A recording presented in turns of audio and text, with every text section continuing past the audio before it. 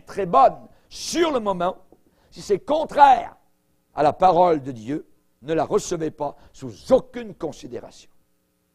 Parce que le vrai homme de Dieu, la vraie femme de Dieu, va toujours approuver l'attestation. C'est vrai, peut-être que je me suis trompé là. Peut-être que là, mon esprit est allé un peu trop loin. Et, merci, pasteur. Donc, la personne de Dieu va agir de cette façon-là, avec cet esprit-là. Le Saint-Esprit, dans la personne qui vient de prophétiser, généralement, si la personne est du Saint-Esprit, elle va être facilement ouverte.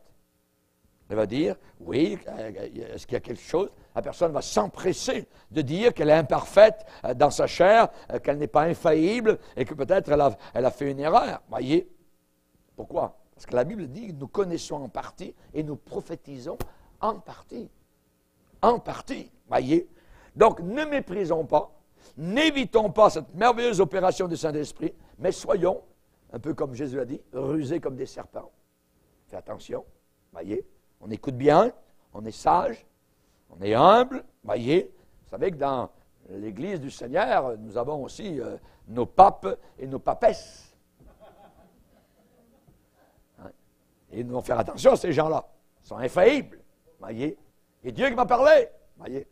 Et parfois, on a des petits papes et des petites papesses, voyez, qui ne veulent pas, évidemment, qu'on mette en question, en mettre en doute ce qu'ils viennent de déclarer supposément au nom du Seigneur. Mais dans l'Église de Dieu, nous avons le droit de faire cela.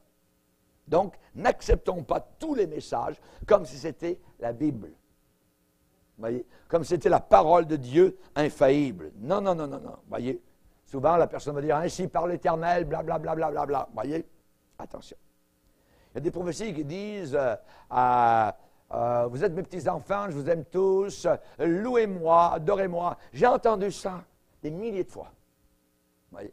Quand j'entends ça, je dis, OK, ça va. Une fois de plus, quand est-ce que la personne va finir? Généralement, c'est dans des églises où je suis parfois visiteur, donc on laisse ça évidemment à la direction. Mais louez-moi, je vous aime, ça, merci, la Bible me le dit depuis longtemps, voyez, louez-moi, louez-moi, louez-moi, voyez. Fait qu'on a eu toute une génération qui a loué Dieu et qui ne sert plus Dieu, qui ne prie plus le Seigneur.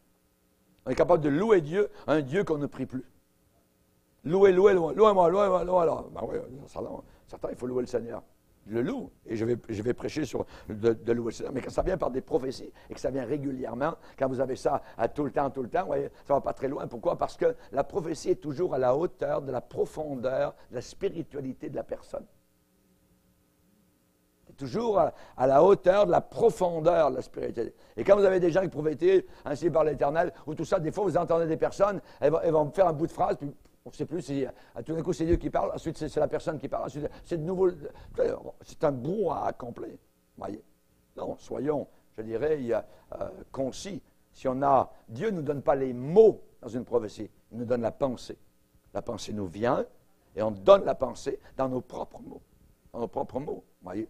Et ainsi, donc, on peut la donner. Mais, disons pas, ainsi par l'Éternel, ainsi de suite. Et puis, oh, je te bénis, Seigneur, tout ça. Et je vous parle, mes enfants. Et puis ensuite, on ne sait plus si c'est quelle sorte de charabia. C'est un coup, c'est Dieu qui parle, un coup, c'est la personne qui prie le Seigneur, ou parfois qui parle à l'Assemblée. C'est décousu, tout ça. Puis la personne semble tellement spirituelle, puis perdue quasiment avec le Seigneur. Non, on a nos deux pieds sur terre, on sait où on est, on n'est pas perdu, tout ça. Pas besoin de souffler, disons comme un soufflet de forge, tout ça, et dire, regardez comme je suis inspiré. Puis, attends. Parle, on peut parler correctement. Le Seigneur sait parler. Voyez? Amen. Donc, ne laissez personne prendre autorité sur vous dans ce sens-là. Si Dieu a parlé, il a parlé, et pas besoin de combattre pour le prouver. On n'a pas besoin de combattre pour le prouver. Voyez? Si ce n'est pas Dieu qui a parlé par cette prophétie, eh bien, nous sommes en train de forcer Dieu à dire quelque chose qu'il n'a jamais dit. Et là, c'est dangereux. Les faux prophètes le font avec une pensée.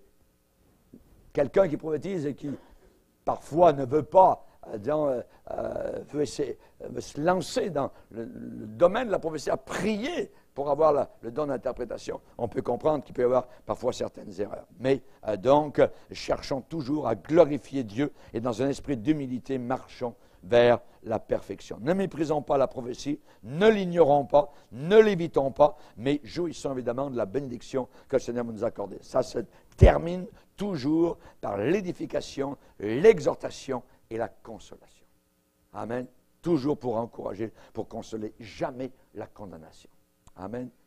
Maintenant, ceux qui prophétisent ne sont pas des prophètes dans le sens de ministère de prophète.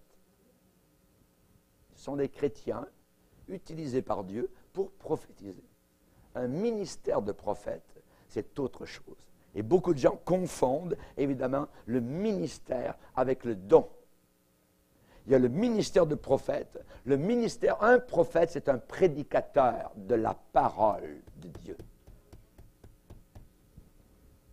Et quelqu'un qui prophétise, qui n'a pas le ministère de prophète, voyez, c'est quelqu'un simplement, un chrétien ou une chrétienne qui prophétise, qui donne des interprétations de messages en langue. Vous pouvez tous prophétiser les uns après les autres, 2 ou 3 au plus, et que les autres jugent. Que les autres qui sont mûrs puissent écouter, garder ce qui est bon, rejeter ce qui n'est pas bon. Et si un jour il y a des choses mauvaises, vous allez m'entendre en avant, dire non, arrêtez. Voyez, on va porter un cantique.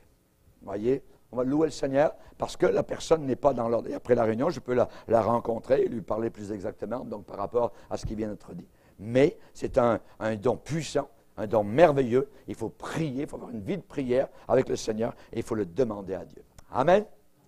On pourrait parler longtemps, mais là, je dois m'arrêter. Amen. Alléluia. On va se lever ensemble. Alléluia, gloire au Seigneur. Que Dieu soit béni.